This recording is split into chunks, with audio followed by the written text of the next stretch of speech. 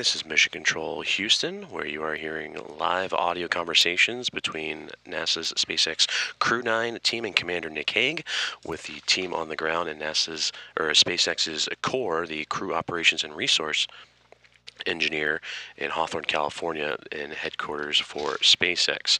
And that is where the two are continuing to prepare for deorbit activities for Crew-9 as they continue their journey home from the International Space Station. And you heard Nick Hague say it's been outstanding so far, and it's going to be a fun way to wrap up a long journey for them.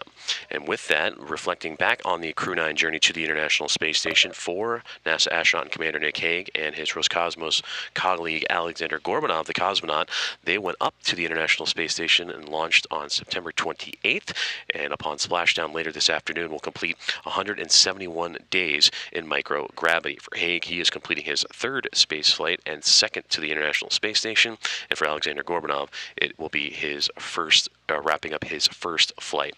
Joining them for Crew-9 is Butch Wilmore and Sonny Williams, as they are both wrapping up their third flights to microgravity and the orbiting laboratory recently as a part of Expedition 72.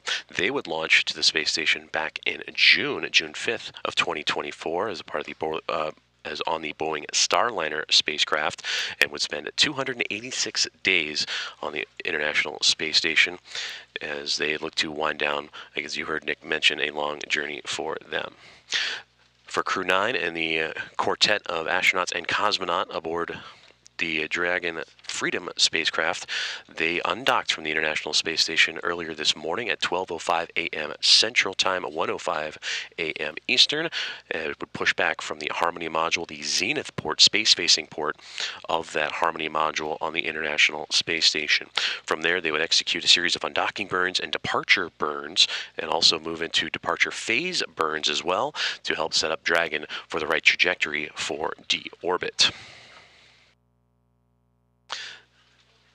As of right now, the Dragon spacecraft currently over the southern portions of the Pacific Ocean, being tailed by the International Space Station, about to cross over the northernmost border of Australia.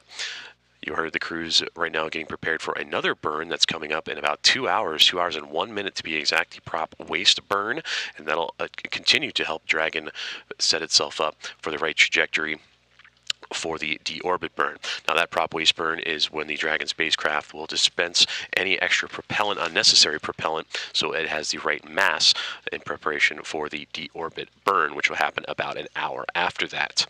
Splashdown is currently targeted for 4:57 p.m. Central Time, 5:57 p.m. Eastern Time, about 3 hours and 46 minutes from now, as the Crew-9 team aboard their Dragon spacecraft will splash down off the coast of Florida in the Gulf, just outside of Tallahassee.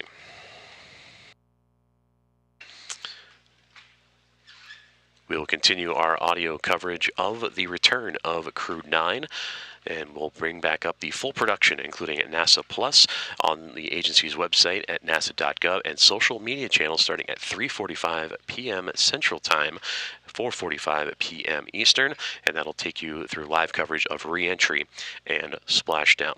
As of now, in the last check-in, the crew is happy and healthy and continues deorbit preparation and their return home to Earth. This is Mission Control Houston.